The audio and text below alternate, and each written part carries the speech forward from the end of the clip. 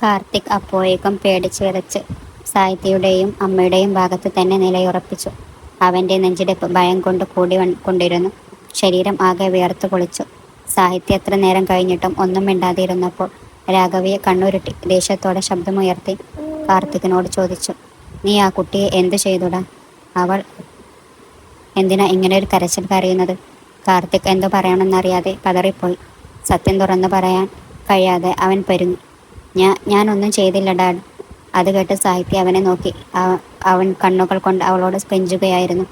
സത്യം മറച്ചു വെക്കണമെന്നും ഇനി കരയുതെന്നും അവൻ ആംഗ്യം കാണിച്ചു. ലളിതമ്മയുടെ അപ്പോഴത്തെ അവസ്ഥ ആലോചിച്ചപ്പോൾ സാഹിത്യക്ക് അവരെ കൂടുതൽ ടെൻഷൻ അടിപ്പിക്കാൻ തോന്നിയില്ല. അവൾ തൻ്റെ കണ്ണീർ തുടച്ചുകൊണ്ട് പറഞ്ഞു, അദ്ദേഹം എന്നെ ഒന്നും ചെയ്തില്ല അച്ഛാ. പക്ഷേ ലളിതമ്മക്ക് അത് വിശ്വസിക്കാൻ തോന്നിയില്ല. പിന്നെന്തിനാ മോളെ എന്നെ കണ്ടയുടൻ നീ ഇങ്ങനെ കരഞ്ഞത്? ഇത്രയും നാൾ നിങ്ങളെ പിരിഞ്ഞ് ഞാൻ ഒരിടത്തും നിന്നിട്ടില്ലല്ലോ. അതുകൊണ്ടാ. സാഹിത്യയുടെ ആ വാക്ക് കേട്ട് ലളിതമ്മ വിഷമത്തോടെ അവളെ ചേർത്ത് പിടിച്ചു. ഞാൻ വന്നല്ലോ, ഇനി ഒരിക്കലും ഞാൻ നിന്നെ തനിച്ചാക്കി പോകില്ല. അപ്പോഴാണ് കാർത്തികിന് ശ്വാസം നേരെ വീണത്. അവൻ്റെ പരിഭ്രമം പതുക്കെ പതുക്കെ കുറഞ്ഞു വന്നു. ലളിതമ്മ സാഹിത്യയുടെ നെറ്റിയിൽ സ്നേഹത്തോടെ ഉമ്മ വെച്ചു.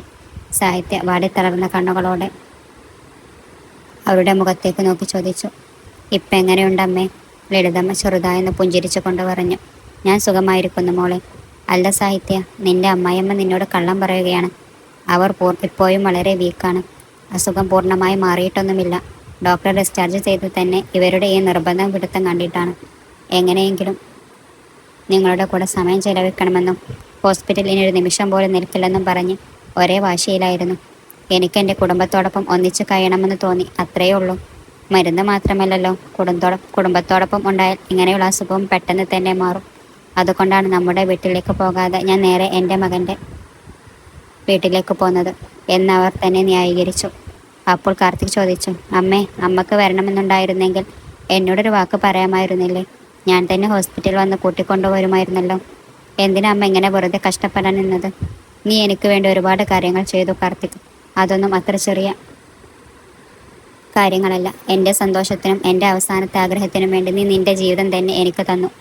അതുകൊണ്ട് ഇനി മേലാൽ നിന്നോടൊന്നും ചോദിക്കരുതെന്ന് ഞാൻ തീരുമാനിച്ചതാ. പക്ഷെ അമ്മേ എന്നവൻ എന്തോ പറയാൻ തുടങ്ങിയതും രാഘവൻ ഇടയിൽ കയറി സംസാരിച്ചുകൊണ്ട്, കാർത്തിക്, നീ ഒന്നും മിണ്ടാതിരിക്ക്. അങ്ങനെ പറഞ്ഞുകൊണ്ട് അയാൾ സാഹിത്യയുടെ നേർക്ക് തിരിഞ്ഞു. മോളെ സാഹിത്യ, നീ അമ്മയെ മുറിയിലേക്ക് കൂട്ടിക്കൊണ്ടുപോകും. അവർക്കിപ്പോൾ നല്ല വിശ്രമം വേണം. സാഹിത്യ ലളിതമ്മയുടെ കൈപിടിച്ച് അവരെ ബെഡ്റൂമിലേക്ക് കൂട്ടിക്കൊണ്ടുപോയി. ആ സമയത്ത് കാർത്തിക് തൻ്റെ അച്ഛൻ്റെ കണ്ണുകളിൽ എന്തോ ഒരു വല്ലാത്ത സങ്കടം കണ്ടു. അവൻ സംശയത്തോടെ ചോദിച്ചു, ഡാഡ്, എല്ലാം നന്നായി തന്നെയല്ലേ ഇരിക്കുന്നത്? പിന്നെന്താ അച്ഛനൊരു സന്തോഷവുമില്ലാത്തത്? അമ്മ ഡിസ്ചാർജായി വന്നിട്ട് കൂടി എന്താ ഇങ്ങനെ? കാർത്തിക്, ഡോക്ടർമാർ പറഞ്ഞത് അമ്മ ഇപ്പോഴും വളരെ വീക്കാണ്. അവർക്ക് യാതൊരുവിധ മാനസിക സമ്മർദ്ദവും കൊടുക്കാൻ പാടില്ല. അമ്മയുടെ ഹാർട്ട് വളരെ ദുർബലമാണ്. അതുകൊണ്ട് സീരിയസ് ആയ കാര്യങ്ങളൊന്നും അവരോട് പറയരുത്. 2 ദിവസം മുമ്പാണ് ഹോസ്പിറ്റലിൽ വെച്ച് അവൾക്ക് 2 തവണ ഫിറ്റ്സ് വന്നത്. ഇത് കേട്ടതും കാർത്തികിൻ്റെ നെഞ്ചാകെ തകർന്നു പോയി. എന്താ എന്നോട് ഇത് നേരത്തെ പറയാതിരുന്നത്? അറിഞ്ഞിരുന്നെങ്കിൽ ഞാൻ നേരത്തെ തന്നെ ഇങ്ങോട്ട് വരുമായിരുന്നല്ലോ. നിന്റെ അമ്മ ലളിതമ്മ അങ്ങനെയൊന്നും കാര്യങ്ങൾ തുറന്നു പറയുന്ന കൂട്ടത്തിലല്ല. അവരോട് ഇതൊന്നും പറയണ്ട എന്നവർ തന്നെയാണ് പറഞ്ഞത്. നിങ്ങൾ സങ്കടപ്പെടുന്നത് അവൾക്ക് സഹിക്കില്ല. നിങ്ങളെപ്പോഴും സന്തോഷത്തോടെ ഇരിക്കണം എന്നത് മാത്രമാണ് അവളുടെ ആഗ്രഹം. ഇനിയിപ്പോൾ നമ്മൾ അവളെ വളരെ ശ്രദ്ധയോടെയും കൂടുതൽ കെയർ നൽകിയും നോക്കണം. അവൾക്ക് കൃത്യസമയത്ത് ആഹാരം കൊടുക്കാനും മരുന്നുകൾ നൽകാനും എല്ലാം നമ്മൾ തന്നെ അടുത്തുണ്ടാകണം എന്ന് പറഞ്ഞു തീർക്കുന്നതിന് മുമ്പ് തന്നെ കാർത്തിക് സങ്കടത്തോടെ ചോദിച്ചു, അമ്മ വേഗത്തിൽ സുഖം പ്രാപിക്കുമല്ലേ? വീണ്ടും പഴയതുപോലെ ആവുമല്ലേ ഡാഡ്? അത് കേട്ടതും രാഘവയുടെ കണ്ണുകൾ ഇറനണിഞ്ഞു. എങ്കിലും അതത്രയും ഉള്ളിലൊതുക്കി ധൈര്യം സംഭരിച്ച് മകൻ കാർത്തിക്കിൻ്റെ തോളിൽ കൈവച്ച് അവൻ സങ്കടപ്പെടാതിരിക്കാൻ ഒരു ചെറിയ പുഞ്ചിരിയോടെ അദ്ദേഹം പറഞ്ഞു, നിങ്ങൾ ഒന്നിനെക്കുറിച്ചും ഓർത്ത് വിഷമിക്കേണ്ട ഡാഡ്. ഞാൻ അമ്മയെ നന്നായി നോക്കിക്കൊള്ളാം. അതിന് മറുപടിയായി രാഘവയെ തലയാട്ടിക്കൊണ്ട് പറഞ്ഞു, നിന്റെ അമ്മയെ സാഹിത്യം നോക്കുന്നത് പോലെ വേറെ ആർക്കും അത്ര നന്നായി നോക്കാൻ കഴിയില്ല. സാഹിത്യം ഉള്ളിടത്തോളം കാലം നമ്മൾ ഒന്നിനെക്കുറിച്ചും ഓർത്ത് സങ്കടപ്പെടേണ്ട ആവശ്യമില്ല. സാഹിത്യ പേരിന് മാത്രമാണ് മരുമകൾ. എന്നാൽ ഇപ്പോൾ അവൾ നിന്റെ അമ്മക്ക് സ്വന്തം മകളേക്കാൾ വലുതാണ്. അത് കേട്ടപ്പോൾ സാഹിത്യക്കും തൻ്റെ അമ്മക്കും ഇടയിൽ എത്രമാത്രം നല്ലൊരു ബോണ്ടിങ് ഉള്ളതെന്ന് ആലോചിച്ച് ശൂന്യമായ മനസ്സോടെ അവൻ അച്ഛനെ തന്നെ നോക്കി നിന്നു. നീ ചെന്ന് അമ്മയോട് കുറച്ചു നേരം സംസാരിക്കും. നിന്റെ വാക്കുകൾ കേട്ടാൽ തന്നെ പകുതി അസുഖം മാറും. അത്രയ്ക്ക് ഇഷ്ടമാണ് അവൾക്ക് നിന്നെ. നീ ചെല്ല് എന്ന് രാഘവയെ പറഞ്ഞപ്പോൾ കാർത്തിക് ചെറുതായിട്ടൊന്നും പുഞ്ചിരിച്ചു. അവിടെ നിന്ന് അവൻ അമ്മയുടെ റൂമിലേക്ക് നടന്നു. മുറിയിൽ കാലെടുത്ത് വെച്ചതും അവൻ വാതിനടുത്ത് പെട്ടെന്ന് നിന്നുപോയി. അപ്പോഴാണ് സാഹിത്യയും ലളിതമ്മയും തമ്മിലുള്ള ആ സംഭാഷണം അവൻ കേട്ടത്. അമ്മയൊന്ന് സമാധാനിക്ക്, എല്ലാം ശരിയാകും. നിങ്ങൾ ഒന്നിനെക്കുറിച്ചും ആലോചിച്ച് വിഷമിക്കേണ്ട. എന്നെ വിശ്വസിക്കൂ. സാഹിത്യ പറയുന്നത് കേട്ട് ലളിതമ്മ ചോദിച്ചു. സാഹിത്യ, നീ എൻ്റെ മോൻ്റെ കൂടെ സന്തോഷമായിട്ടാണ് ജീവിക്കുന്നത്. എൻ്റെ മോൻ കാർത്തിക് ഇതുവരെ ഒരു പെൺകുട്ടിയുമായിട്ടും പ്രണയത്തിലായിട്ടില്ലെന്നാണ് ഞാൻ കരുതിയത്. അവൻ ചെറുപ്പം മുതലേ കുടുംബത്തിൽ നിന്നും മാറി ദൂരെയാണല്ലോ വളർന്നത്. അവൻ മറ്റുള്ളവരെ പോലെയല്ല. അതുകൊണ്ടാണ് എനിക്കുള്ളിൽ ചെറിയൊരു പേടി. അവൻ നിന്നോട് എങ്ങനെയാണ് പെരുമാറുന്നത്? ഇത്രയും നാൾ അവൻ നിന്നെ നന്നായി നോക്കിയോ ഇല്ലയോ എന്നറിയാൻ വേണ്ടിയാണ് ഞാൻ ഇങ്ങോട്ട് വന്നത് തന്നെ. അമ്മയുടെ ആ വാക്കുകൾ കേട്ട് സാഹിത്യ എന്ത് പറയണമെന്നറിയാതെ മൗനമായി നിന്നുപോയി. മറുഭാഗത്ത് വാതിൽക്കൽ നിൽക്കുന്ന കാർത്തിക്കിൻ്റെ നെഞ്ച് ഭയം കൊണ്ട് പടപടാന്നിടിക്കാൻ തുടങ്ങി. ഇനി സാഹിത്യ എങ്ങാനും സത്യം തുറന്നു പറഞ്ഞാൽ അമ്മക്ക് എന്തെങ്കിലും സംഭവിക്കുമോ എന്നോർത്ത് അവൻ വല്ലാത്ത പരിഭ്രാന്തനായി. കാര്യം മുഴുവൻ വേണ്ട. കഴിഞ്ഞ രാത്രി നടന്ന കാര്യങ്ങൾ ഒരു 10% പുറത്ത് പറഞ്ഞാൽ ലളിതമ്മയുടെ നെഞ്ച് തകർന്നു പോകും. പക്ഷേ സാഹിത്യ മനസ്സിനെ നിയന്ത്രിച്ച് നിർബന്ധപൂർവ്വം ഒരു ചിരി വരുത്തിക്കൊണ്ട് പറഞ്ഞു. അമ്മേ, ഞാൻ നിങ്ങളോട് മുമ്പ് പറഞ്ഞിട്ടില്ലേ, ഞങ്ങൾ രണ്ടുപേരും വളരെ സന്തോഷത്തോടെയാണ് കഴിയുന്നതെന്ന്. അങ്ങനെ പറയുന്നതിനിടയിൽ അവൾ വാതിലിനടുത്ത് നിൽക്കുന്ന കാർത്തിക്കിൻ്റെ ഒന്ന് നോക്കി. അവൻ്റെ മുഖം മുഴുവൻ പേടി കൊണ്ട് വീർത്ത് കുളിച്ചിട്ടുണ്ടായിരുന്നു. അവനെ കണ്ടതും അവളുടെ മുഖത്ത് പെട്ടെന്ന് ദേഷ്യം മിന്നുമറിഞ്ഞു. അവൾ ഉടനെ തന്നെ കട്ടിലിൽ എഴുന്നേറ്റ് നിന്നു. അമ്മ, നിങ്ങൾക്ക് കഴിക്കാൻ ഞാൻ എന്തെങ്കിലും ഉണ്ടാക്കിത്തരാം എന്ന് പറഞ്ഞ് അവൾ അവിടെ നിന്നും ഇറങ്ങിപ്പോയി. കാർത്തിക്കിന് അവളുടെ ദേഷ്യം മനസ്സിലായി. ഒന്നും ചെയ്യാൻ പറ്റാത്ത അവസ്ഥയിൽ അവൻ ഒരു നെറുവീർപ്പിട്ടു. മെല്ലെ അവൻ തൻ്റെ അമ്മയെ നോക്കി. അമ്മ കട്ടിലിൽ തലയിണയിലേക്ക് ചാരി തളർന്നിരിക്കുകയായിരുന്നു. അവൻ അമ്മയുടെ അരികിലേക്ക് ചെന്ന് കട്ടിലിൻ്റെ അറ്റത്തിരുന്നു. രണ്ടുപേരും കുറച്ചു നേരം മിണ്ടാതിരുന്നു. ഒടുവിൽ അമ്മയാണ് സംസാരിച്ചു തുടങ്ങിയത്. എന്നോട് ക്ഷമിക്കുക കാർത്തിക് എന്ന് പറഞ്ഞ് അമ്മ അവൻ്റെ കൈകൾ പിടിച്ചു. അമ്മ പെട്ടെന്ന് അങ്ങനെ പറഞ്ഞപ്പോൾ അവൻ ഒരു നിമിഷം സ്തംഭിച്ചു പോയി. അമ്മ എന്തിനാണ് ഇപ്പോൾ എന്നോട് ക്ഷമ ചോദിക്കുന്നത് എന്നവൻ ആലോചിച്ചു. ഞാൻ നിന്നെ നിർബന്ധിച്ചൊരു വേലക്കാരിയെ കൊണ്ട് കല്യാണം കഴിപ്പിച്ചു എന്നാണ് നീ വിചാരിച്ചിരിക്കുന്നതല്ലേ? അമ്മ അവനോട് ചോദിച്ചു. അതിന് മറുപടി പറയാൻ പോലും അവൻ ഭയന്നു. അമ്മ തുടർന്നു. അവളെ ഒരിക്കലും വെറുമൊരു വേലക്കാരിയെ മാത്രം കാണരുത്. വേലക്കാരി എന്നത് പേരിന് മാത്രമാണ്. യഥാർത്ഥത്തിൽ അവൾ ഈ വീടിൻ്റെ എല്ലാമാണ്. എനിക്കിപ്പോയി നന്നായി ഓർമ്മയുണ്ട്. ഞാൻ ആദ്യമായി സാഹിത്യയെ കാണുമ്പോൾ അവൾക്ക് വെറും 8 വയസ്സായിരുന്നു പ്രായം. സ്വന്തം അമ്മയുടെ കല്ലറക്കരികിലിരുന്ന് അവൾ കരയുകയായിരുന്നു. അവളെ കണ്ടയുടനെ എനിക്ക് കൂടെ കൂട്ടണം എന്ന് തോന്നി. എങ്കിലും ഞാൻ ഒന്നും മടിച്ചു. ഞാൻ അവളുടെ അരികിൽ ചെന്ന് ചോദിച്ചു, നിനക്ക് കൂടെ ആരെങ്കിലും ഉണ്ടോ? ആരുമില്ലെന്നാണ് അവൾ പറഞ്ഞത്. അവൾക്ക് എല്ലാം അവളുടെ അമ്മയായിരുന്നു. ആ അമ്മയും ഒരു അപകടത്തിൽ അവളെ തനിച്ചാക്കിപ്പോയി. അവളത് പറഞ്ഞപ്പോൾ എനിക്ക് സഹിക്കാൻ കഴിഞ്ഞില്ല. നീ എൻ്റെ കൂടെ പോരുന്നോ എന്ന് ഞാൻ അവളോട് ചോദിച്ചു. പക്ഷെ അവൾ വരില്ലെന്ന് പറഞ്ഞു. ശരിയെന്ന് കരുതി ഞാൻ അവിടെ നിന്നും പോന്നു. എങ്കിലും പിറ്റേ ദിവസവും ഞാൻ അവളെ അതേ സ്ഥലത്ത് തന്നെ കണ്ടു. അവൾ വീണ്ടും അവിടെ ഇരുന്ന് കരയുകയായിരുന്നു. അപ്പോൾ ഞാൻ അവൾക്ക് കുറച്ച് ഭക്ഷണം കൊടുത്തു. പക്ഷേ സൗജന്യമായി അതൊന്നും വാങ്ങാൻ അവൾ കൂട്ടാക്കിയില്ല. അതിനു പകരം എന്നെ അവളുടെ ജോലിക്ക് നിർത്തണമെന്നും കഷ്ടപ്പെട്ട് ജോലി ചെയ്ത് സമ്പാദിക്കുന്ന പണം കൊണ്ട് മാത്രമേ ഭക്ഷണം കഴിക്കൂ എന്നും അവൾ പറഞ്ഞു. ആരെങ്കിലും പാവം തോന്നി വെറുതെ തരുന്നത് വാങ്ങാൻ തനിക്കാവില്ലെന്ന് അവൾ തീർത്തു പറഞ്ഞു. അവളുടെ വാക്കുകൾ കേട്ട് ഞാൻ ഒരു നിമിഷം സ്തംഭനായിപ്പോയി. ഇത്രയും ചെറിയൊരു കുട്ടി ഇത്ര വലിയ കാര്യങ്ങൾ സംസാരിക്കുന്നുവല്ലോ.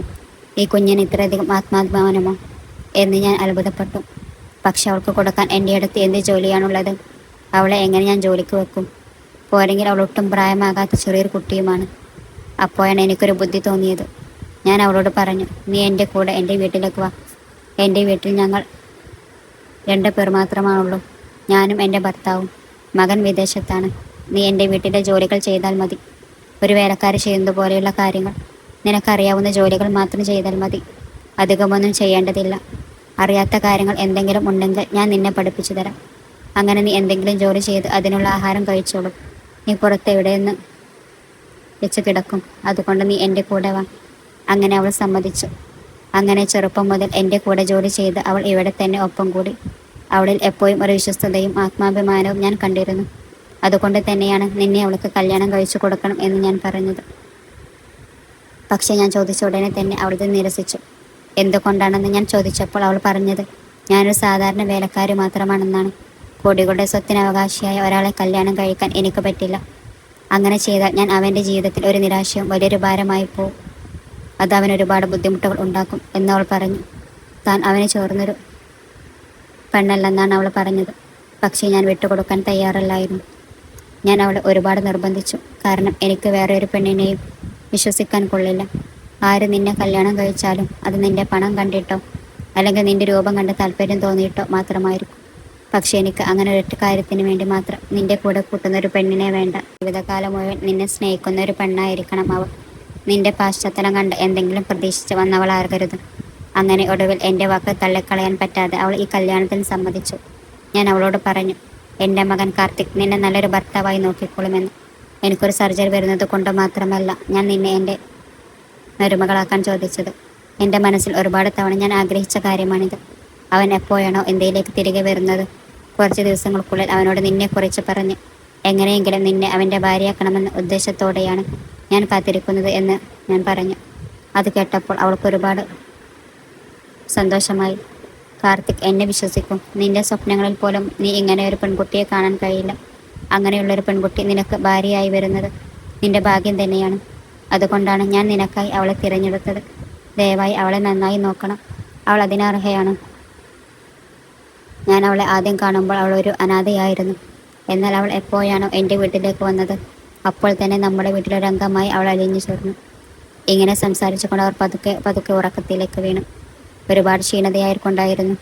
പക്ഷെ അപ്പോഴേക്കും കാർത്തിക്കിൻ്റെ 2 കണ്ണുകളിൽ നിന്നും കണ്ണീർ ഒഴുകിക്കൊണ്ടേയിരുന്നു. ഇതാദ്യമായാണ് അവൻ ഇതൊക്കെ കേൾക്കുന്നത്, അതും തൻ്റെ ഭാര്യയായ സാഹിത്യക്ക് വേണ്ടി. അവൻ കണ്ണീർ തുടച്ചുകൊണ്ട് തൻ്റെ അമ്മയുടെ മുഖത്തേക്ക് നോക്കി. അമ്മ അങ്ങനെ കിടന്നുറങ്ങുമ്പോൾ അവൻ അമ്മയുടെ നെറ്റിൽ ചെറുതായി ഉമ്മ നൽകി എഴുന്നേറ്റു. ഇപ്പോൾ എനിക്ക് എല്ലാം മനസ്സിലായി അമ്മേ. നിങ്ങൾ എന്തിനാ അവളെ തന്നെ എനിക്ക് ഭാര്യയായി തിരഞ്ഞെടുത്തതെന്ന് ഇപ്പോൾ എനിക്ക് നന്നായി ബോധ്യമായി. ഞാൻ അവളുടെ മേൽ ബലം പ്രയോഗിച്ചപ്പോഴൊക്കെ അവൾ എന്തുകൊണ്ടാണ് എന്നോട് സഹകരിക്കാതിരുന്നതെന്ന്. അവർ പറഞ്ഞത് അക്ഷരം പ്രതി സത്യമാണ്. അവൾ എൻ്റെ ഭാര്യയായി വന്നത് എൻ്റെ ഭാഗ്യമാണ്. എന്നോട് ക്ഷമിക്കണം. അവൾ എങ്ങനെയുള്ളവളാണെന്ന് മനസ്സിലാക്കാൻ പറ്റാത്തത്ര അന്ധനായിപ്പോയി ഞാൻ. അവൾ എൻ്റെ പണം മാത്രം കണ്ടാണ് എൻ്റെ കല്യാണം കഴിച്ചതെന്ന് ഞാൻ കരുതിയത്. വെറുമൊരു വേലക്കാരിയെപ്പോലെ മാത്രമാണ് ഞാൻ അവളെ കണ്ടത്. തുടക്കത്തിൽ അവളൊരു സ്വാർത്ഥതയാണെന്നും എൻ്റെ ജീവിതം നശിപ്പിക്കാൻ വേണ്ടി മാത്രം വന്നതാണെന്നാണ് ഞാൻ വിചാരിച്ചത്. എൻ്റെ വികാരങ്ങൾക്കൊന്നും അവൾക്കൊരു വിലയില്ലെന്ന് ഞാൻ കരുതി. അവൾക്ക് എൻ്റെ പണവും ശരീരവും മാത്രമാണ് വേണ്ടത്. അതുകൊണ്ടായിരിക്കാം ഈ കല്യാണത്തിന് അവൾ നോ പറയാതിരുന്നതെന്നും ഞാൻ തെറ്റിദ്ധരിച്ചു. പക്ഷെ ഇപ്പോഴാണ് എനിക്ക് സത്യം മനസ്സിലാവുന്നത്. തുടക്കം മുതലേ ഞാൻ അവളെ വെറുതെ തെറ്റിദ്ധരിക്കുകയായിരുന്നു. അവളോട് ഞാൻ വളരെ മോശമായാണ് പെരുമാറിയത്. ഇതിനൊന്നും അവൾ അർഹയല്ലായിരുന്നു. ഞാൻ ശരിക്കും വഞ്ചിക്കപ്പെടുകയായിരുന്നാണ് ഞാൻ കരുതിയത്.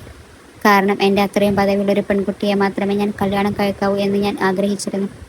അനാഥയായ ഒരു പെൺകുട്ടിയല്ല, നമ്മുടെ അന്തസ്സിന് ചേർന്ന ഒരാളെ മാത്രമേ വിവാഹം കഴിക്കാവൂ എന്ന് ഞാൻ സ്വപ്നം കണ്ടിരുന്നു. എനിക്ക് എന്നെ തന്നെ നിയന്ത്രിക്കാൻ കഴിഞ്ഞില്ല. അവൾ പാവപ്പെട്ടവളാണെന്ന് കരുതി ഒരു വിവരമില്ലാത്തവനെ പോലെ ഞാൻ അവളോട് പെരുമാറി. ശരിക്കും ഞാൻ ഒന്നൊന്നര മണ്ടൻ തന്നെയാണ്. അങ്ങനെ ഒരു പെൺകുട്ടിയെ തുടക്കത്തിലെ തിരിച്ചറിയാൻ പറ്റാതെ പോയല്ലോ എന്നോർക്കുമ്പോഴാണ് ഇപ്പോൾ എനിക്ക് സങ്കടം വരുന്നത്. സ്വപ്നങ്ങളിൽ പോലും കാണാൻ പറ്റാത്തൊരു രാജകുമാരിയെ പോലെ ഒരു പെൺകുട്ടിയാണ് എൻ്റെ ജീവിതത്തിലേക്ക് വന്നത്. ഏതൊരുത്തൻ തൻ്റെ ജീവിതത്തിൽ കൊതിക്കുന്നതും കാത്തിരിക്കുന്നതും ഇങ്ങനെ ഒരു പെൺകുട്ടിക്ക് വേണ്ടിയല്ലേ. അങ്ങനെയുള്ളവൾ എൻ്റെ ജീവിതത്തിലേക്ക് വന്നപ്പോൾ എൻ്റെ അഹങ്കാരം കാരണം എൻ്റെ കണ്ണ് കാണാതായിപ്പോയി. അവളുടെ വില ഇപ്പോൾ എനിക്ക് മനസ്സിലായില്ല. പക്ഷേ ഇപ്പോൾ ഞാൻ അവളുടെ മൂല്യം തിരിച്ചറിയുന്നു. എനിക്കവളെ നഷ്ടപ്പെടുത്താൻ കഴിയില്ല. എനിക്കവളെ വേണം. പെട്ടെന്നാണ് സാഹിത്യ പറഞ്ഞ ആ വാക്കുകൾ ഓർമ്മ വന്നത്. അവൾ എന്തോ ഒരു തീരുമാനമെടുത്തിട്ടുണ്ടെന്ന് പറഞ്ഞിരുന്നല്ലോ. അപ്പോഴേക്കും സാഹിത്യ ആഹാരം അടങ്ങിയ ട്രേയുമായി മുറിയിലേക്ക് തിരിച്ചു വന്നു. അവൻ്റെ കണ്ണുകൾ ചെറുതായത് കൊണ്ട് അവൻ കരഞ്ഞതുപോലെ അവൾക്ക് തോന്നി. അവൻ കരയുന്ന കൂട്ടത്തിലല്ല, മറിച്ച് മറ്റുള്ളവരെ കരയിപ്പിക്കുന്ന കൂട്ടത്തിലാണെന്ന് കരുതി അവൾ അവനെ ശ്രദ്ധിക്കാതെ ഉറങ്ങിക്കൊണ്ടിരിക്കുന്ന അവൻ്റെ അമ്മയുടെ നേരെ നോക്കി. അമ്മ ഉറങ്ങിപ്പോയെന്ന് മനസ്സിലാക്കി അവൾ പുറകോട്ട് തിരിഞ്ഞു. നടക്കാൻ തുടങ്ങിയപ്പോൾ കാർത്തിക് അവളെ വിളിച്ചു. അവൻ്റെ ശബ്ദം ശാന്തവും മൃദുലവുമായിരുന്നു.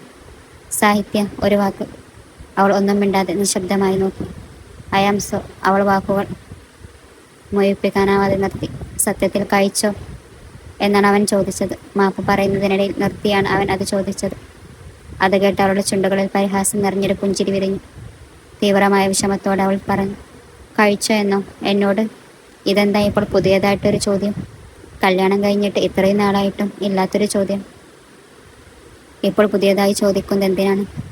എന്തായാലും എന്നെപ്പോലെ ഒരു വേലക്കാരി കഴിച്ചോ ഇല്ലയോ എന്നറിയാൻ നിങ്ങൾക്ക് എന്താ ഇത്ര താല്പര്യം? അവൾ അവൻ്റെ അമ്മയുടെ നേരെ നോക്കി. അമ്മയുടെ മുന്നിൽ വെച്ച് തങ്ങൾ രണ്ടുപേരും സന്തോഷത്തോടെയാണ് ജീവിക്കുന്നതെന്ന് കാണിക്കാൻ വേണ്ടിയാണ് അവൻ ഇങ്ങനെയൊക്കെ കാണിച്ചു കൂട്ടുന്നതെന്ന് അവൾക്കൊരു സംശയം തോന്നി. അമ്മ ഇപ്പോൾ കിടന്നുറങ്ങുകയാണ്.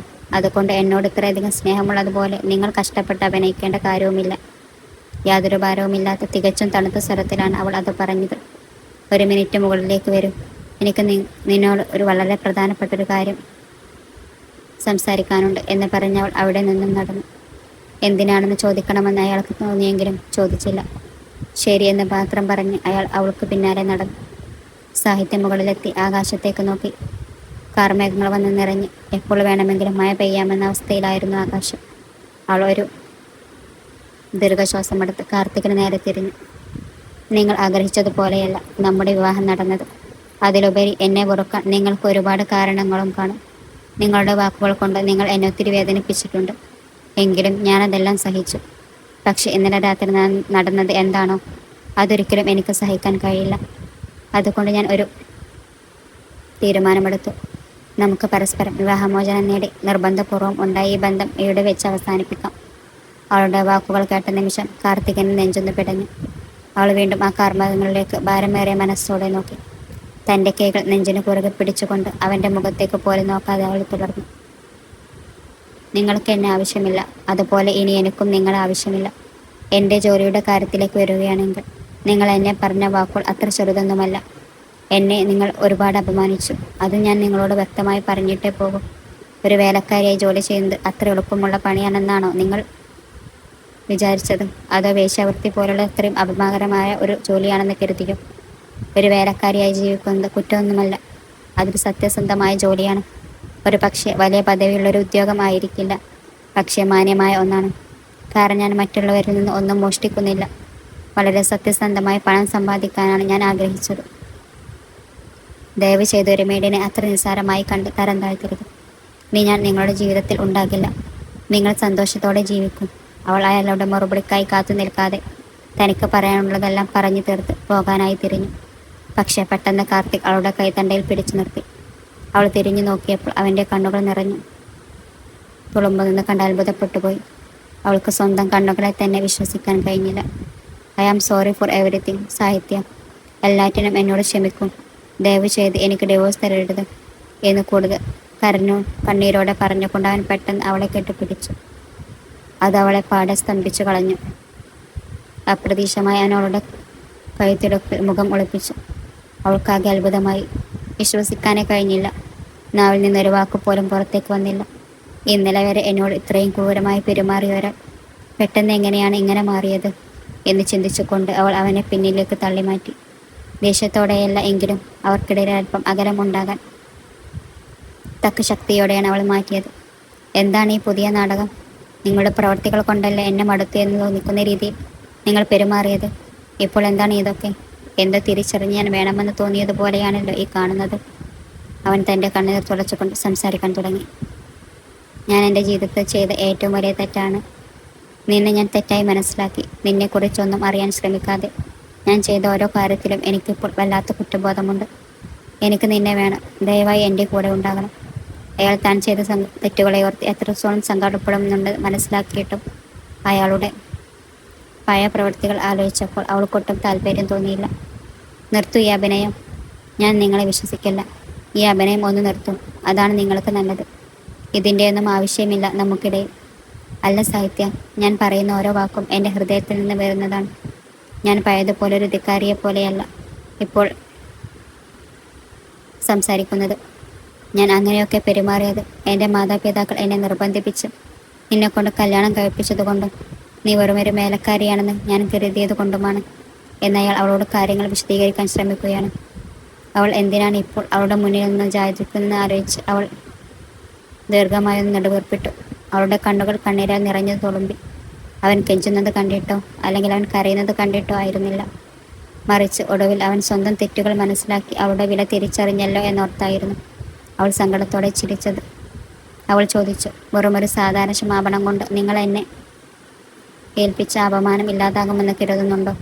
നിങ്ങൾ എന്നെ ശാരീരികമായി ഉപദ്രവിച്ചിട്ടുണ്ടാകില്ല. പക്ഷേ നിങ്ങളുടെ വാക്കുകൾ കൊണ്ട് എന്നെ മാനസികമായി അത്രമാത്രം തകർത്തു കളഞ്ഞു. ആ വാക്കുകൾ ഇപ്പോഴും എൻ്റെ ഉള്ളിൽ ആഴത്തിൽ മുറിവേൽപ്പിക്കുന്നുണ്ട്. ആ മുറിവുകൾ ഇന്നും എൻ്റെ ഹൃദയത്തെ വല്ലാതെ വേദനിപ്പിക്കുന്നുണ്ട്. അന്ന് നിങ്ങൾ എന്തൊക്കെയാണ് എന്നോട് വിളിച്ചു പറഞ്ഞത്? നീ എന്നെപ്പോലൊരു പണക്കാരനെ കല്യാണം കഴിക്കാൻ ആഗ്രഹിക്കുന്നത് ഇതൊക്കെ പണത്തിനും നിന്റെ സ്വാർത്ഥ ലാഭങ്ങൾക്കും വേണ്ടിയല്ലേ? നിനക്ക് എങ്ങനെയെങ്കിലും എന്നെ അനുഭവിപ്പിക്കണമെന്നുണ്ടായിരുന്നു അല്ലേ? ഞാൻ നിനക്ക് അത്രയും ബോധിച്ചു. എന്നെപ്പോലെ ഹാൻഡ്സമായ ചെറുക്കനെ കണ്ടപ്പോൾ നിനക്ക് അടങ്ങിയിരിക്കാൻ പറ്റിയില്ല. നീ എത്ര തവണ എന്നെ നിന്റെ കൂടെ സങ്കല്പിച്ചു നോക്കിയിട്ടുണ്ട്? അവൻ അന്ന് പറഞ്ഞ ക്രൂരമായ വാക്കുകൾ ഓരോന്നായി അവനെ തന്നെ ഓർമ്മിപ്പിച്ചുകൊണ്ട് തകർന്ന ഹൃദയത്തിന്റെ വേദന മുഴുവൻ പുറത്തെടുത്ത് അവൾ ഒരൊറ്റ അലർച്ചയിലായിരുന്നു. ഏതെങ്കിലും ഒരുത്തൻ കാണാൻ ഭംഗിയുള്ളവനാണെന്ന് കരുതി അവന്റെ കൂടെ കിടക്കാൻ ഞാനെന്താ തെരുവിൽ നടക്കുന്നവളാണെന്നാണോ താൻ കരുതിയത്? അവളുടെ ഉള്ളിലെ സങ്കടത്തിന്റെ ആഴം വ്യക്തമാക്കിക്കൊണ്ട് കണ്ണീർ മുഖത്തുകൂടി ധാരതയായി ഒഴുകിക്കൊണ്ടിരുന്നു.